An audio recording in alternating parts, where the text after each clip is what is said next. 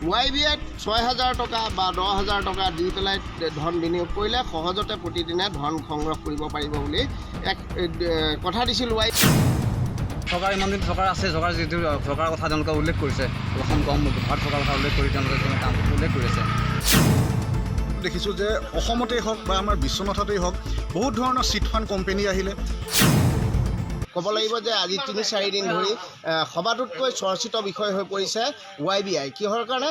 যে সহজতে ধন উপাৰ্জনৰ বহু পৰিমাণৰ ধন উপাৰ্জনৰ এক সহজ উপায় হিচাপে জনসাধাৰণৰ মাজত আহিছিল YBI, আৰু এই YBIত সহজ উপায়ত ধন ঘটাৰ যি কথা কোৱা হৈছিলে আৰু এই কথাৰ মতেই বহু লোকে ধন বিনিয়োগ কৰিছিলে, আৰু ধন বিনিয়োগ কৰাৰ পাছত বহু পইচা তেওঁলোকে যি পইচা বিনিয়োগ কৰিছিলে তাৰ পৰা বহু উপাৰ্জন কৰিলে। কিন্তু যিমানেই সংখ্যা বৃদ্ধি হৈ গ'ল, কিন্তু শেহতীয়াকৈ এই YBIত দেখা গৈছে যে তেওঁলোকৰ যি টকা উলিওৱা যি প্ৰচেছ আছিলে সেই প্ৰচেছ বন্ধ হৈ পৰিছে, আৰু বন্ধ হৈ যোৱাৰ পাছতে যিসকল গ্ৰাহক তেখেতসকল সেই গ্ৰাহকসকল এতিয়া মানে প্ৰবঞ্চিত হ'ল বুলি তেওঁলোকে ভাবিছে। বহু লোকে আকৌ তথাপিও বিশ্বাস ৰাখিছে যে তেওঁলোকৰ যি ধন আছে এই ধন উভতাই পাব।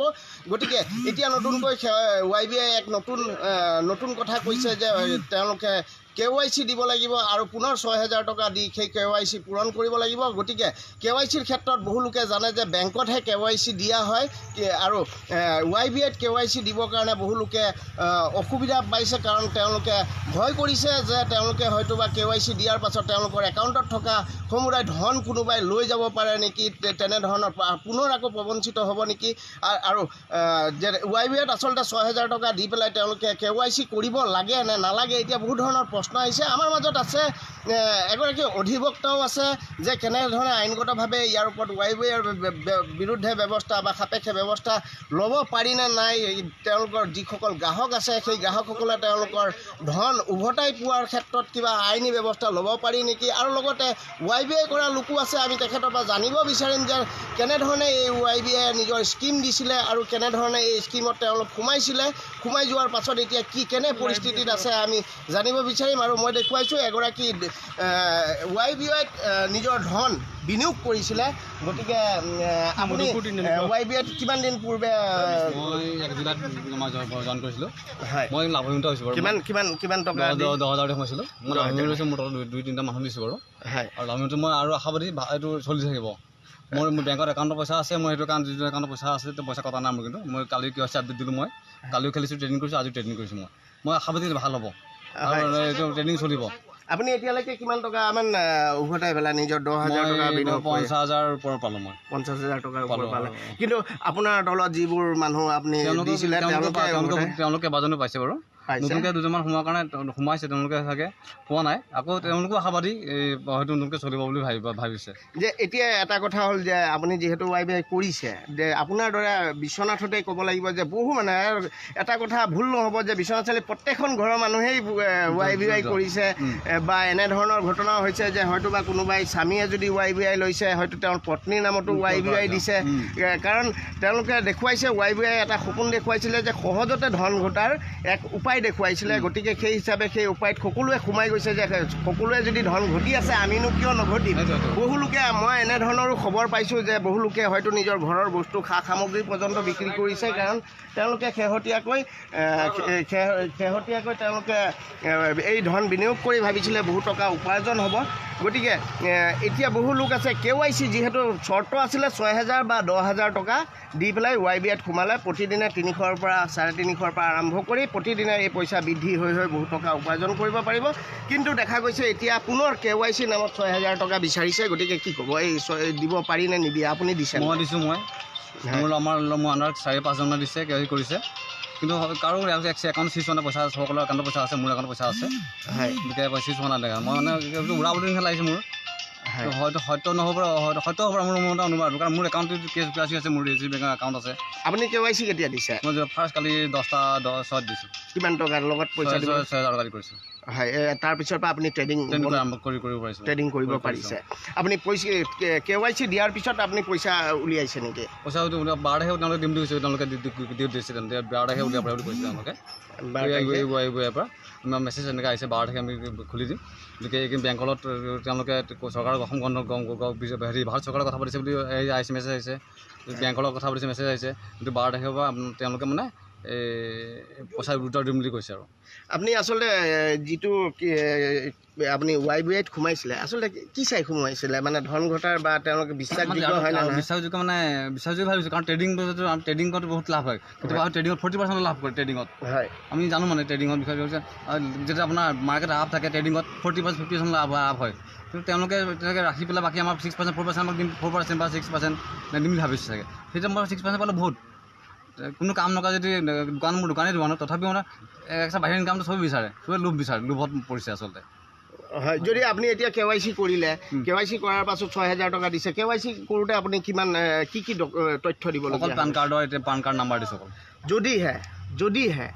যদি আপুনি পান কাৰ্ড দিছে, আপোনাৰ বেংকৰ সকলোখিনি তথ্য YBI লাভ কৰিছে। বহু ফেচবুকত বা অন্যান্য বিভিন্ন ছ'চিয়েল মিডিয়াত আহিছে যে তেওঁলোকক যি KYCৰ পান কাৰ্ড দিয়াৰ পাছত তেওঁলোকৰ একাউণ্ট খালী হৈছে বুলি এটা মিছা বা সঁচা আমি নাজানো, কিন্তু কথাটো হ'ল যে এনেধৰণৰ উৰা বাতৰি ওলাইছে। কিমান দূৰ সত্য আমি প্ৰমাণ নাই হোৱা। যদি দুজনমান প্ৰফেচাৰ আছে, এজন ইঞ্জিনিয়াৰ আছে, তেওঁলোকে হেৰি কৰিছে, হেৰি KYC আপডেট কৰি দিছে তেওঁলোকৰ একাউণ্ট ডাঙৰ একাউণ্ট এজন প্ৰফেচাৰ, দুজন ইঞ্জিনিয়াৰ এনেকৈ চাকৰিয়াল মানুহ কৰিছে KYC দেই। কালি তেওঁলোকৰতো একাউণ্টত পইচা থাকিব লাগে, তেওঁলোকৰ একাউণ্টত শেষ হোৱা নাই, মোৰ একাউণ্টৰ পইচা শেষ হোৱা নাই। মোৰ আশাবাদী এইটো একাউণ্টটো হয়তো মিছাও পাৰে, সঁচাও পাৰে, ক'ব নোৱাৰোঁ। তথাপিও মানে মই আশাবাদী আমি এইটো পৰিচয় সোমবাৰে 12 তাৰিখে পইচা পাম চাগে আমি। আপোনাৰ শেহতীয়াকৈ আপোনাৰ YBIত কিমান টকা মানে জমা হৈ আছে? 2 লাখমান ওপৰত আছে বাৰু।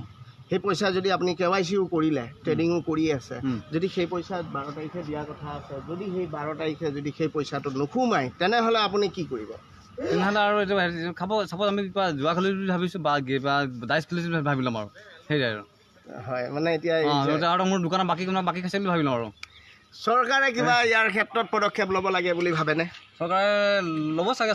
চৰকাৰ ইমান দিন চৰকাৰ আছে, যিটো চৰকাৰৰ কথা তেওঁলোকে উল্লেখ কৰিছে, অসম ভাৰত চৰকাৰৰ কথা উল্লেখ কৰি তেওঁলোকে কাম উল্লেখ কৰি আছে নিউজত। তেওঁলোকৰ যিবোৰ হেৰিবোৰ আহে, হোৱাটছএপত আহে, গতিকে সেইবোৰ চাই পেলাই মই আশা কৰিছোঁ। আৰু তেওঁলোকে অসম চৰকাৰৰ ফাণ্ডত কিবা টকা দিয়া বুলি তেওঁলোকে মেছেজ দেখুৱাইছে, গ্ৰুপটো খুলিলে গম পোৱা যায়, দেখুৱাইছে এইবোৰ। হয়, আৰু বান সাহায্য আগবঢ়াইছে বুলি দিছে নেকি?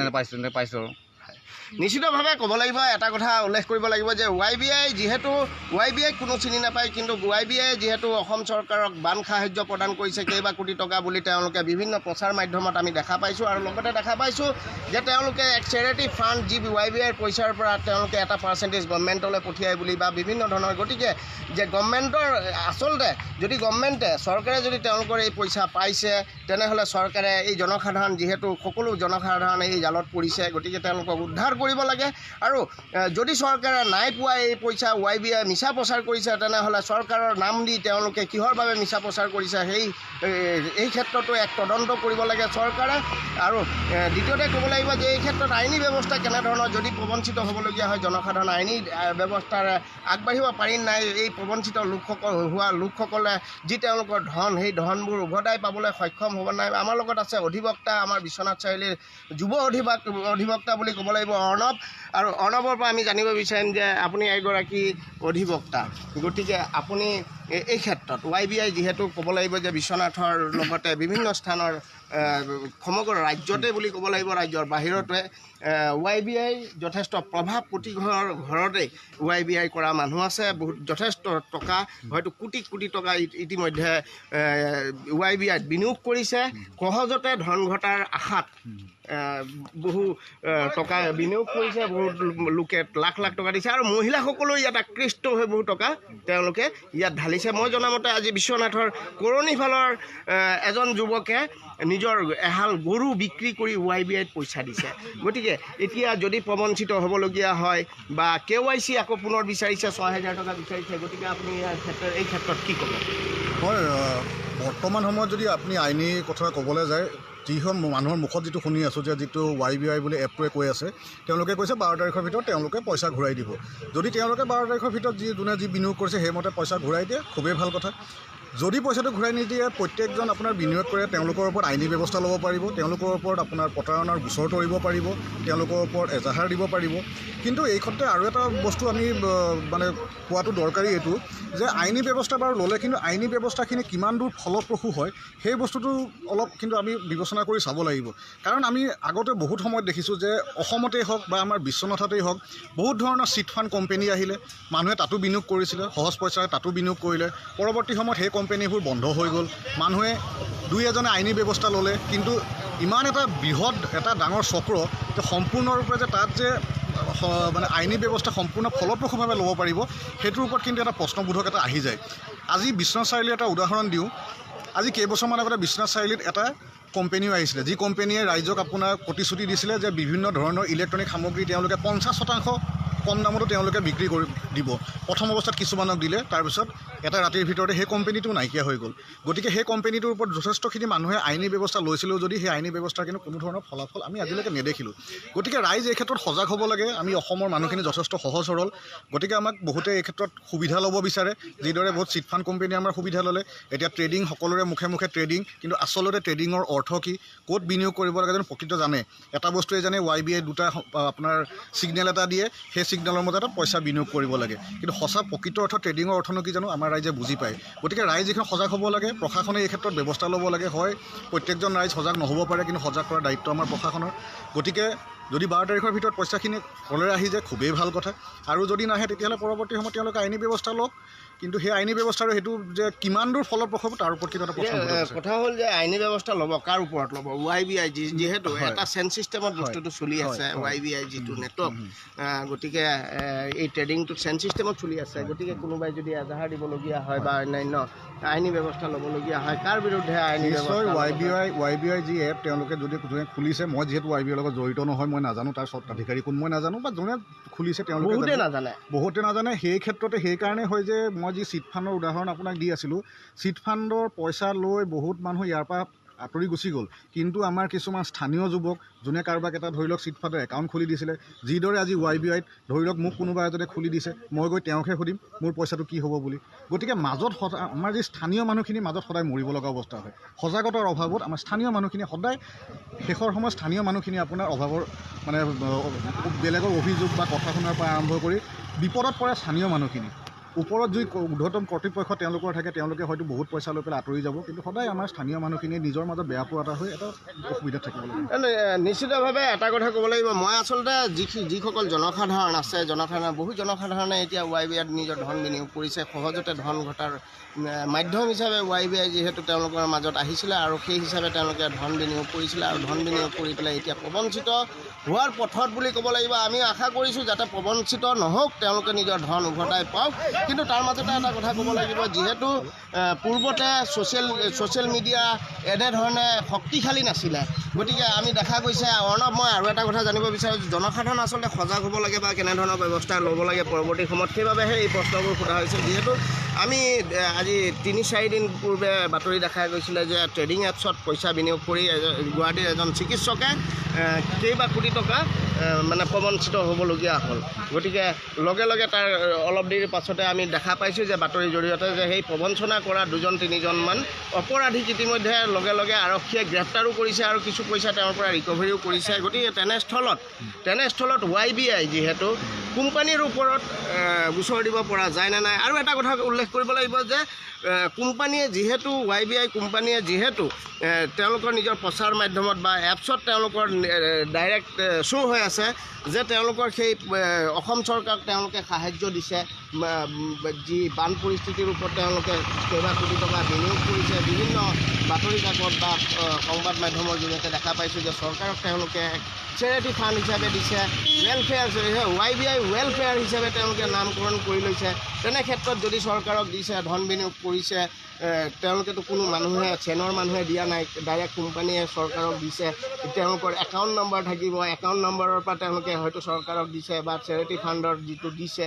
গতিকে তেনে ক্ষেত্ৰত YBI যিগৰাকী আচলতে ওপৰ মহলৰ মানুহ, কাৰণ যিবোৰ মাজৰ মানুহ তেওঁলোকে আমাৰ তলত মানুহ দিলে তেওঁলোকে ধন পাইছে, গতিকে তেওঁলোকে বেলেগক দিছে, গতিকে তেওঁলোকে পোৱাৰ বাবে বেলেগক দিছে। গতিকে এই মাজৰ মানুহবোৰক নধৰি ডাইৰেক্ট ওপৰৰ মানুহ আচলতে এই মেৰ পাছত পকাব পাৰি নাই, ধৰিব পাৰি নাই তেওঁলোকক। হয়, নিশ্চয়কৈ আপোনাৰ মই যিটো অলপ আগতে আপোনাক কথাটো ক'লোঁ যে সদায় আমাৰ স্থানীয় মানুহখিনিয়ে সমস্যাত পৰিব লগা হয়। এই ক্ষেত্ৰত যদি অসম চৰকাৰক তেওঁলোকে কিবা সাহায্য প্ৰদান কৰিছে, বান সাহায্যই হওক বা যিকোনো ধৰণৰ চেৰিটি, যিকোনো অসম চৰকাৰে হওক, ভাৰত চৰকাৰে হওক যদি কৰিছে, কিন্তু কাৰোবাৰ এটা সাহায্য প্ৰদান কৰা মানে যে সম্পূৰ্ণ তেওঁলোক শুদ্ধ সেই বস্তুটো মানি ল'ব নোৱাৰি। গতিকে চৰকাৰৰ হাতত যদি তথ্য আছে তেওঁলোকক কোনে সেই বান সাহায্য দিছে কি, তেওঁলোকক কিন্তু চৰকাৰে জবাবদিহি কৰাটো বৰ্তমান সময়ত যথেষ্ট প্ৰয়োজনীয়। কাৰণ মানুহ যথেষ্ট চিন্তাত আছে। হয়, 12 তাৰিখে বাৰে বাৰে কৈছে, যদি 12 তাৰিখে পইচাটো কোনোবাই ঘূৰাই পাই, বিনিয়োগ কৰিছে, পইচা ঘূৰাই পায়, যথেষ্ট ভাল কথা। মানুহে নিজৰ সেই চাগে সেই বিনিয়োগৰ পইচা পোৱাৰ পিছত চাগে দ্বিতীয়বাৰ তেওঁলোকে সেইটো আকৌ বিনিয়োগ কৰিবলৈ চাগে নাযাব। নিজৰ মূলধনখিনি ঘূৰি আহিলেও বহুতে এতিয়া কৈ আছে যিখিনি মূলধন, অন্ততঃ মূলধনটো ঘূৰাই পালেও যথেষ্ট বুলি কৈ আছে। কিন্তু যদি 12 তাৰিখৰ পিছত নহয়, কিন্তু চৰকাৰেও এই ক্ষেত্ৰত কিন্তু এটা ষ্টেপ লোৱাটো যথেষ্ট, পদক্ষেপ লোৱাটো যথেষ্ট এটা প্ৰয়োজনীয় হৈ পৰিছে যে অন্ততঃ জনসাধাৰণক জনাই দিয়ক যে হয় কি YBI সঁচাকৈ বান সাহায্য দিছে বা YBI এইকেইজনেই মানুহ যে আমি এইকেইজনৰ ওপৰত যদিও নাই দিয়া তথাপিতো তেওঁলোকে চৰকাৰে ব্যৱহাৰ কৰি পেলাই মিছাকৈ ব্যৱহাৰ কৰি পেলাই তেওঁলোকে কৰিছে। তেওঁলোকৰ আজিকালি ধৰি লওক তথ্য প্ৰযুক্তি যথেষ্ট আগবাঢ়িছে, আৰক্ষীৰ হাততো আজিকালি তথ্য প্ৰযুক্তি যথেষ্ট আগবাঢ়িছে। গতিকে নিশ্চয় কৰিব ব্যৱস্থা ল'ব পাৰে। ওপৰত কোন আছে তেওঁলোকৰ ওপৰত ব্যৱস্থা ল'ব পাৰে। যদি তেওঁলোকে চৰকাৰক সাহায্য দিয়া নাই, যদি তেওঁলোকে ভুৱা প্ৰচাৰ চলাই ৰাইজক এনেকৈ আকৃষ্ট কৰিছে, তেনেহ'লে তাৰ বিৰুদ্ধেও ব্যৱস্থা গ্ৰহণ কৰিব পাৰে। নিশ্চয় আপোনাৰ চৰকাৰে তাৰ বিৰুদ্ধে ব্যৱস্থা গ্ৰহণ কৰিব পাৰিব। ইতিমধ্যে আপোনাৰ অসম পুলিচৰ ফালৰ পৰা যে এখন কাগজ এখন ওলাইছিলে, অসম পুলিচৰ মানে DGPৰ পেডত এখন ভুৱা কাগজ ওলাইছে YBI পদক্ষেপ ল'বলৈ, কিন্তু য'ত আৰক্ষী প্ৰশাসনে ইতিমধ্যে তেওঁলোকে সেইটো ক্লেৰিফিকেশ্যন দি দিছে যে এইখন ভুৱা। ঠিক সেইদৰে যিহেতুকে এইখনৰ ওপৰত পদক্ষেপ লৈছে চৰকাৰে, ভাবোঁ যে YBI কৰ্তৃপক্ষ যোন আছে অসমত, ক'ৰবাত নহয় ক'ৰবাত যদি তেওঁলোকৰ অফিচ আছে নে নাই সেয়া নাজানো, যদি আছে তেতিয়াহ'লে সেইবোৰৰ ওপৰত এটা পদক্ষেপ লৈ অন্ততঃ কি হৈ আছে জনসাধাৰণক স্বচ্ছভাৱে জনাই দিয়াটো যথেষ্ট প্ৰয়োজন। হয়, নিশ্চিতভাৱে ক'ব লাগিব যে আচলতে অসম চৰকাৰক তেওঁলোকে সাহায্য দিছে, বান সাহায্য দিছে আৰু অন্যান্য সাহায্য দিছে, চেৰিটি ফাণ্ড দিছে। গতিকে তেওঁলোকে 20% তেওঁলোকে GST দিয়ে, যি ধন গ্ৰাহকে পায় সেই গ্ৰাহকৰ পৰা 20% GST দিয়ে বুলি কৈছে। গতিকে বিভিন্ন ধৰণৰ প্ৰচাৰ চলাইছে। যদিও সঁচা হয় তেনেহ'লেও চৰকাৰে ইয়াক পদক্ষেপ ল'ব লাগে, আৰু যদিও মিছা হয় তেনেহ'লে ইয়াৰ বিৰুদ্ধেও ব্যৱস্থা গ্ৰহণ কৰিব লাগে বুলি ৰাইজে আশা কৰিছে। লগতে আৰু এটা কথা ক'ব লাগিব, YBIত 6,000 টকা বা 10,000 টকা দি পেলাই ধন বিনিয়োগ কৰিলে সহজতে প্ৰতিদিনে ধন সংগ্ৰহ কৰিব পাৰিব বুলি এক কথা দিছিল YBIয়ে। আৰু এতিয়া শেহতীয়াকৈ তেওঁলোকে আকৌ KYCৰ নামত 6,000 টকা যিহেতু বিচাৰিছে, গতিকে গতিকে চৰকাৰে, মই ভাবোঁ 12 তাৰিখৰ কাৰণে অপেক্ষা কিয়, চৰকাৰে পদক্ষেপ গ্ৰহণ কৰিব লাগে, অসম পুলিচে পদক্ষেপ গ্ৰহণ কৰিব লাগে যে তেওঁলোকে আচলতে যি কথা দিছিলে তেওঁলোকৰ সেই কথামতে কাম কৰা নাই। প্ৰথমতে তেওঁলোকে YBIৰ জৰিয়তে তেওঁলোকে ৰাইজক, জনসাধাৰণক প্ৰলোভন দি তেওঁলোকৰ জালত পেলাই লৈছে, আৰু পেলাই লোৱাৰ পাছত এতিয়া যদি তেওঁলোকে পুনৰ পইচা সৰকাৰ কথা চিন্তা কৰিছে, প্ৰবঞ্চনাৰ ওপৰত এক প্ৰবঞ্চনা হৈ পৰিব। গতিকে ৰাইজ তথা ৰাইজ যিহেতু এই প্ৰবঞ্চনা, এই জালত ভৰি পৰিছে, ক'ব লাগিব যে ইতিমধ্যে কৈছোঁ যে বিশ্বনাথৰ লগতে সমগ্ৰ অসমৰ বিভিন্ন স্থানত বহু লোক ইয়াত সোমাইছে, হাজাৰ হাজাৰ লাখ লাখ মানুহ এই YBIৰ জালত সোমাই পৰিছে। গতিকে এইখিনি লোকক উদ্ধাৰ কৰিব লাগে চৰকাৰ আৰু অসম পুলিচে এই ক্ষেত্ৰত পদক্ষেপ গ্ৰহণ কৰিব লাগে, আৰু যিসকল ধন বিনিয়োগ কৰিছে অন্ততঃ তেওঁলোকৰ ধনসমূহ যাতে উভতাই পায় তাৰ বাবে ব্যৱস্থা গ্ৰহণ কৰাৰ বাবে আমিও আহ্বান জনাইছোঁ।